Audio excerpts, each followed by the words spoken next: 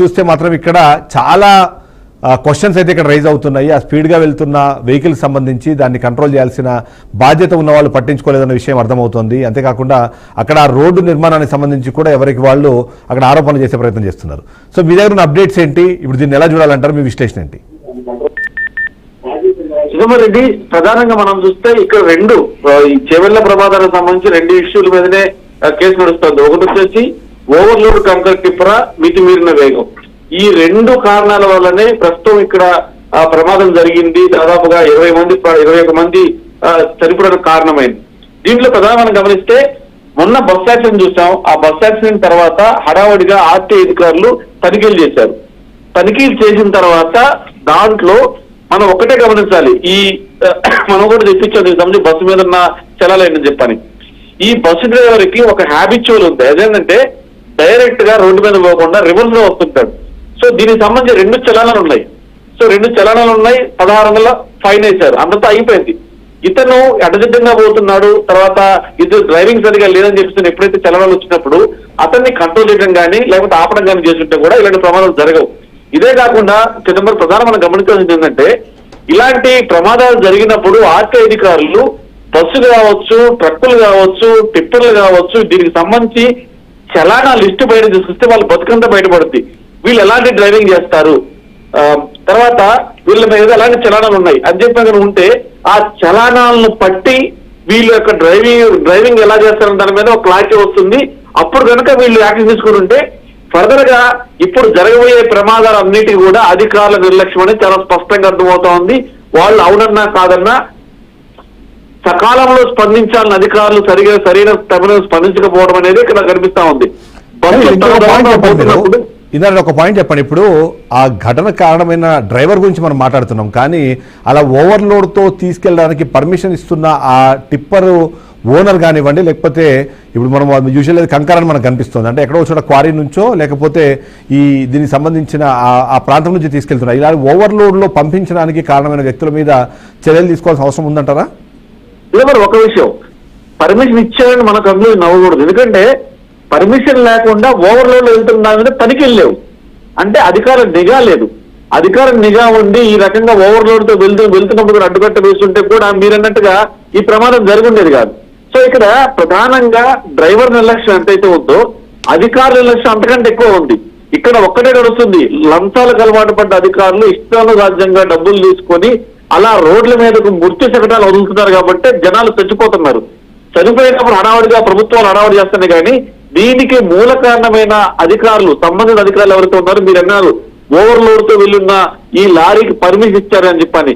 Permission ఇచ్చినా ఇవ్వకపోయినా డబ్బులు ఇచ్చేసి వాళ్ళు ముందుకెళ్ళిపోతున్నారు. నిజంగా లోడ్ తో ఉందా ఓవర్లోడ్ తో ఉందా తనిఖీలు చేసినట్టుగా తనిఖీలు చేయలేదు. సో తనిఖీలు చేయలేదు కాబట్టి ప్రమాదం చోటు చేసుకుంది, 21 మంది చనిపోయారు. సో దీనికి ప్రధానమైన కారణం హత్య కేసులు పెట్టాల్సింది అధికారుల మీద, డ్రైవర్ మీద.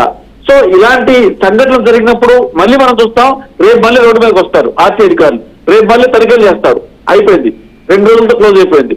కానీ ప్రమాదాలు జరుగుతూనే ఉన్నాయి, ప్రాణాలు పోతూనే ఉన్నాయి. దీని అంతటికి కూడా ఎవరైతే స్పందించాలో, ఎవరైతే దీని మీద యాక్షన్ తీసుకోవాలో, ఎవరి నిఘాలో అయితే నడుస్తున్నాయో వాళ్ళ నిర్లక్ష్యం, అది నిర్లక్ష్యం కూడా కాదు, వాళ్ళు డబ్బులకు అలవాటు పడి లంచాలు తీసుకున్న అధికారుల యొక్క లంచగొండితనంతో ఇన్ని ప్రాణాలు పోతూ ఉన్నాయి. ఖచ్చితంగా అధికారులదే తప్పు. అధికారుల లొలుసు చూసుకొని డ్రైవర్లు కూడా ఇష్టం రాజ్యంగా పోతా ఉన్నారు. మరి ఇక్కడ 2 విషయాలు, అక్కడ ఆ ఓవర్లోడ్ తో వెళ్ళిన ట్రక్ ఆపాల్సిన అధికారులు ఆపకపోవడం, అలాగనే ఇతను స్పీడ్ డ్రైవింగ్ చేస్తారని చెప్పిన చలానాలు ఉన్నప్పుడు కూడా ఆ చలానాలకు సంబంధించిన వ్యవహారంలో ఎవరైతే కట్టడి చేయాలో ట్రాఫిక్ పోలీసులు సామాన్యుల మీద జులుం చూపించడానికి అయితే పరిగెత్తుకుంటూ వస్తారు, కానీ ఇలాంటి పెద్ద పెద్ద ట్రక్కులు కావచ్చు, బస్సులు కాదు, వాళ్ళ మీద యాక్షన్ తీసుకోవాలంటే ఏమో రేపు పొద్దున్న ఉద్యోగానికి ఇబ్బందులు తలెత్తుందేమో, వీళ్ళు రాజకీయ నాయకులు పలుకూడుందేమో అని అన్న ఒక నిర్లక్ష్యం అనుకోవచ్చు, డబ్బులకు అలవాటు పడ్డ అధికారికంగా అనుకోవచ్చు. సో వీళ్ళ యొక్క పద్ధతి మారినంత వరకు మళ్ళీ ప్రమాదాలు చూస్తూనే ఉంటాం, మళ్ళీ ఖచ్చితంగా ప్రాణాలు పోతూనే ఉంటాయి. వీళ్ళు మారాల్సింది అధికారులు, ట్రాఫిక్ పోలీసులు. చిన్న చిన్న విషయాల మీద జులుం చూపించడం కాదు, ఇలాంటి పెద్ద పెద్ద విషయాలైనా మీరు చెప్పినట్టు ఓవర్లోడ్తో వెళ్తున్న వాహనాలకు పర్మిషన్ ఇచ్చిన వ్యక్తి ఆ పర్మిషన్ ఉందా లేదా అని చెప్పి చెక్ చేసుకోకుండా ట్రాఫిక్ పోలీసులు చూసి చూడట్టు వ్యవహరించడం, అలాగనే రోడ్లు కూడా మనం చూస్తున్నాం. ఇంత ప్రమాదానికి ఆ రోడ్లు సరిగా లేకపోవడం అనేది కూడా ఖచ్చితంగా కారణమే. మొత్తం మీద కొంతమంది వ్యవస్థలో ఉన్న కొన్ని లోపాల ఆధారంగా జరుగుతున్న ప్రమాదాలకు కారణం ఎవరు అంటే ఏ ఒక్కరినో డ్రైవర్ను కానీ లేకపోతే ఆ ట్రక్ ఓనర్ని కానీ మనం తేలి చూపడం కంటే వ్యవస్థలో ఉన్న ఈ కుళ్ళుని కడిగేయాలి. ఎవరైతే ట్రాఫిక్ పోలీసులు కావచ్చు, తర్వాత ఆర్టీ అధికారులు కావచ్చు, తర్వాత దీనికి పర్మిషన్ ఇచ్చిన అధికారులు కావచ్చు, వీళ్ళందరి సమన్వయంతో ఈ ప్రమాదాలు చోటు చేసుకున్నాయి. కాబట్టి మూకుమ్మడిగా ఎవరైతే నిన్న ఒక్క మాట మనం సిదంబరం నిన్న బస్ యాక్సిడెంట్ జరిగింది కర్నూలులో, దాని మీద ఎవరి మీద యాక్షన్ తీసుకున్నారు? ఒక్కళ్ళ మీద యాక్షన్ తీసుకున్న సందర్భం ఉందా? ఇప్పుడు వచ్చి మేము వాళ్ళకి చెక్ చేసేస్తాము, యాక్షన్ తీసుకుంటాము. అధికారుల మీద యాక్షన్ తీసుకుంటే నెక్స్ట్ టైం జరగకుండా ఉండడానికి కొత్తగా డ్యూటీ చేయాల్సిన అవసరం లేదు. వాళ్ళు చేయాల్సిన పని, మనం ప్రజల డబ్బు తీసుకొని మనం పనిచేస్తాను, ప్రజల శక్తి మనం చూసుకోవాలని చెప్పని కూడా వాళ్ళ డ్యూటీ వాళ్ళు చేసి చాలు. కానీ వాళ్ళ డ్యూటీ వాళ్ళు చెయ్యకుండా లంచాలకు అలవాటు పడ్డ వ్యక్తులు కనుక మీరు యాక్షన్ తీసుకోకపోతే జరుగుతూనే ఉంటాయి, మళ్ళీ జరుగుతాయి. మళ్ళీ మనం ఈ వార్తలు వేస్తూనే ఉంటాం. అటుపక్క ప్రభుత్వానికి అలవాటైపోయింది, అధికారికి అలవాటైపోయింది, మధ్యలో నలిగిపోయి సామాన్య జనం. సో సామాన్య జనం మీద ఇలాంటి లంచాలు తీసుకున్న అధికారుల యొక్క నిర్లక్ష్య ధోరణితోటే చనిపోతున్నారు. కాబట్టి మరి కర్నూలు బస్సులో యాక్షన్ ఎవరి మీద తీసుకున్న విషయం ఒక మీద కనుక ఒక్కసారి ఆలోచిస్తే ఎవరి మీద యాక్షన్ లేదు. వందల సంఖ్యలో ఇలాంటి టిప్పర్లు హైదరాబాద్ కి ప్రతిరోజు ప్రయాణిస్తూ ఉంటాయి. దాంట్లో కొన్ని చోట్ల కంకర ఉంటుంది, కొన్ని చోట్ల ఇసుక ఉంటుంది, ఇలాంటివన్నీ ఉంటాయి. సో వీటిని నియంత్రించాల్సిన, ఇలాంటి ఘటనలు జరగకుండా నివారించాల్సిన బాధ్యత అధికారులు ఎందుకు పట్టించుకోవట్లేదు అంటారు? కేవలము ఆ డబ్బులు అన్న ఒక పాయింటే మనం చూడాలా, లేకపోతే అంటే దీంట్లో భారీగా డబ్బులు ఉంటాయి కాబట్టి అవి ఆల్రెడీ అలవాటు పడిపోయారు కాబట్టి ఆ మామూళ్ళల్లో ఆ మత్తులో జోగుతూ వీళ్ళు పట్టించుకోవట్లేదు అనుకోవాలంటారా? దీంట్లో డబ్బులు అనే విషయం ఒకటి ఖచ్చితంగా ఉంది.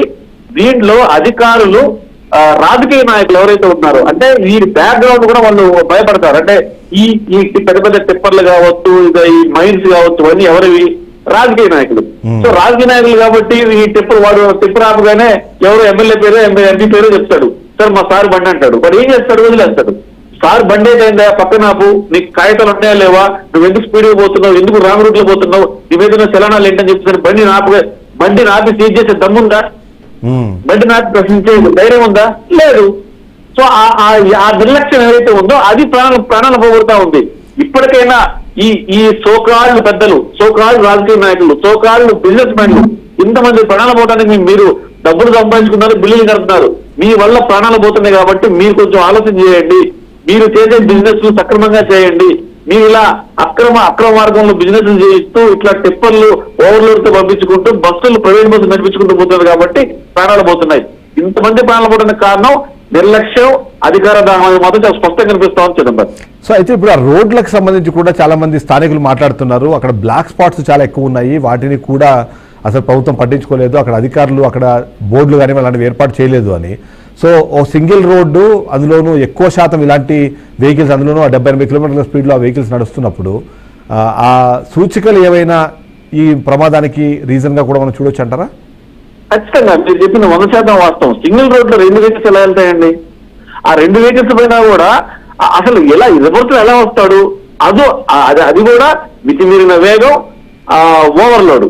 ఇంత అంటే ఒక రకంగా ముత్తి సగటం అనుకోవచ్చు. బస్సు కరెక్ట్ గా తన రూట్ లో తను పోతున్నప్పుడు మన కొంతమంది పెద్దలు చెప్తారు, మన రోడ్ లో మనం పోతున్నా కూడా ఎదురు వచ్చి కూడా మన ఢీకుంటే ప్రమాదం మనకే కదా. ఇప్పుడు ఏమైంది? బస్సులో ఉన్న ప్రాణాలు పోయినాయి.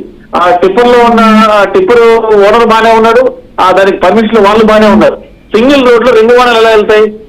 అలా వెళ్తున్నప్పుడు మీరు ఈ ట్రాఫిక్ పోలీసులు కానీ అధికారులు కానీ ఏ రోజన్నా ఇలా సింగిల్ రోడ్ మీద పోయిన వాహనాలను సీజ్ చేశారా? చలనాలు రాశారా? వాళ్ళ మీద యాక్షన్ తీసుకున్నారా? మనం పదే చెప్తుంటాం. నిన్న కర్నూలు బస్సులో ఎంతమంది మీద యాక్షన్ తీసుకున్నారు? అధికార నిర్లక్ష్యం స్పష్టమవుతా ఉంది. తీసుకునే దమ్ము వాళ్ళకు ఉందా? లేదా తీసుకుందని చెప్పని తీసుకుంటారని చెప్పి ఆ చూడ సామాన్యులు లేదు. సో వీళ్ళు ఇట్లే ఉంటారు.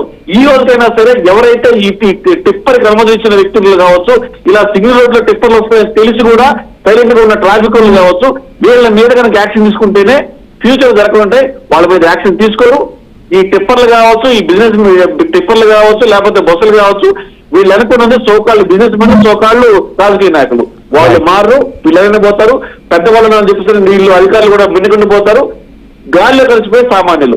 వీళ్ళ వ్యవస్థలో ఈ కుళ్ళు ఏమైతే ఉందో అది కనుక మారినప్పుడే మనం మారుతాం. ఖచ్చితంగా అధికారుల మీద చర్యలు తీసుకుంటేనే ఇలాంటివి మళ్ళీ జరగకుండా ఉంటాయి. అధికారుల మీద చర్యలు తీసుకున్న దాఖలాలు లేవు, తీసుకున్న నాశ కూడా మనకు లేదు. Right, thank you very much Chinna Reddy. Overall గా చూస్తే మాత్రం ఘటన జరిగింది, లోపాలను ఎత్తి చూపుతోంది. ప్రాణాలు కోల్పోయిన కుటుంబ సభ్యులకు సంబంధించిన ఆర్తనాదాలు ప్రతి ఒక్కరి గుండెలను కదిలించి వేస్తున్నాయి. ఒక షార్ట్ బ్రేక్ తీసుకుందాం. బ్రేక్ తర్వాత దీని మీద అప్డేట్స్ కంటిన్యూ అవుతాయి. మా కొలీగ్ పద్మావతి మీద మరిన్ని